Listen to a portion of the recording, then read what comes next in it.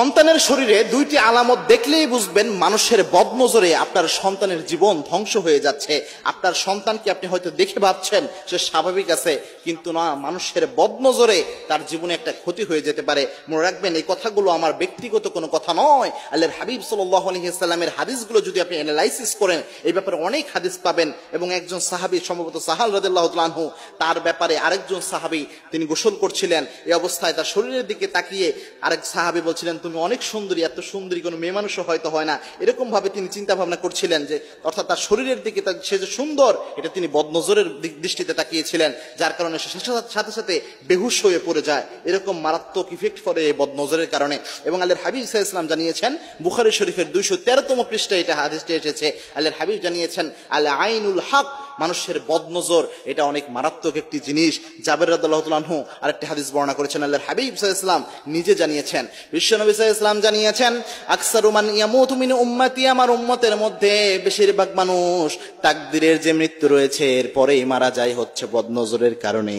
অর্থাৎ তাকদীরের মৃত্যু যে স্বাভাবিক মৃত্যু, এরপরে যদি কোনো মানুষ বেশি মারা যেত আমার উম্মতের, যদি যেয়ে থাকে, সেটা হচ্ছে বদনজরের প্রভাবের কারণে মানুষ বেশি মৃত্যুবরণ করে। এটা একটা মারাত্মক জিনিস। সন্তানদের ক্ষেত্রে অনেকেই এই বদনজরটা দিয়ে থাকে। সুতরাং সন্তানদের মধ্যে যদি 3টি আলামত দেখেন, নাম্বার 1 যে আলামত, সেটা হচ্ছে হঠাৎ করে আপনি যদি আপনার সন্তানকে দেখেন যে আপনার সন্তান শুকিয়ে যাচ্ছে, অর্থাৎ এরকম অবস্থা হয়ে যাচ্ছে যে সে খাচ্ছে ঠিকই কিন্তু তার স্বাস্থ্য হচ্ছে না, সে মোটামুটি মোটা স্বাস্থ্যওয়ালা ছিল, মোটামুটি ভালো স্বাস্থ্য ছিল, হঠাৎ করে সে রোগাক্রান্তর মতো শুকিয়ে যাচ্ছে, এরকম অবস্থা যদি দেখেন, তাহলে আপনি বুঝবেন যে আপনার সন্তানের উপর মানুষের বদনজর পড়েছে। 2 নাম্বার হচ্ছে, যদি কোনো কারণ ছাড়াই এমনিতেই কান্না করে উঠি বিভিন্ন সময়, কোনো কারণ নাই, শরীরে কোনো সমস্যা নাই, কোনো প্রবলেম নাই, কিন্তু এমনিই কান্না করে উঠতেছে, এরকম যদি বুঝতে পারেন, তাহলে বুঝতে পারবেন যে এটা একটা বদনজরের প্রভাব হতে পারে। এরকম যদি আরেকটা প্রবলেম হয়, সেটা হচ্ছে ঘন ঘন অসুস্থ হওয়া, এটাও একটা কারণ। এটাও যদি হয়ে থাকে, তাহলে বুঝতে পারবেন যে আপনার সন্তানের উপর কোনো না কোনো মানুষের বদনজর রয়েছে। এরকম বদনজর যদি সন্তানের উপর পড়ে যায়, তাহলে আপনি কি আমল করবেন?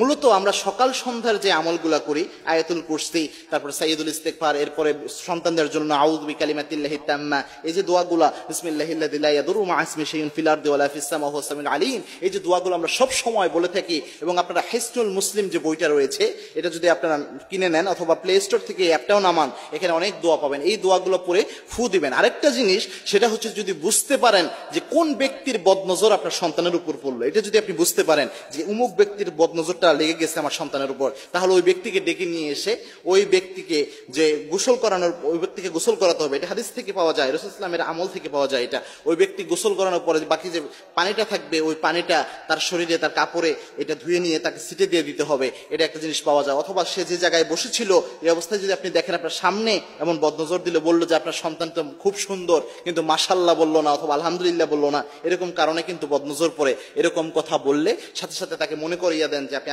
আলহামদুলিল্লাহ বলেন অথবা মাশাআল্লাহ বলেন। এরপরে সে যদি চলে যায়, যদি তাকে না পান, সে যে জায়গাটা বসা ছিল ওই জায়গাটা একটু পানি দিয়ে পরে ধুয়ে দেন। এটাও হাদিসের আলোকে পাওয়া যায়। সুতরাং এই আমলগুলো করেন। পাশাপাশি সকাল সন্ধ্যার যে আমলগুলো রয়েছে, এগুলো একদিনও ছাড়িয়েন না। সকাল সন্ধ্যা যদি দোয়াগুলো করে সন্তানকে ফু দিতে পারেন, তাহলে মানুষের বদনজর আপনার সন্তানের কোনো ক্ষতি করতে পারবে না ইনশাআল্লাহ।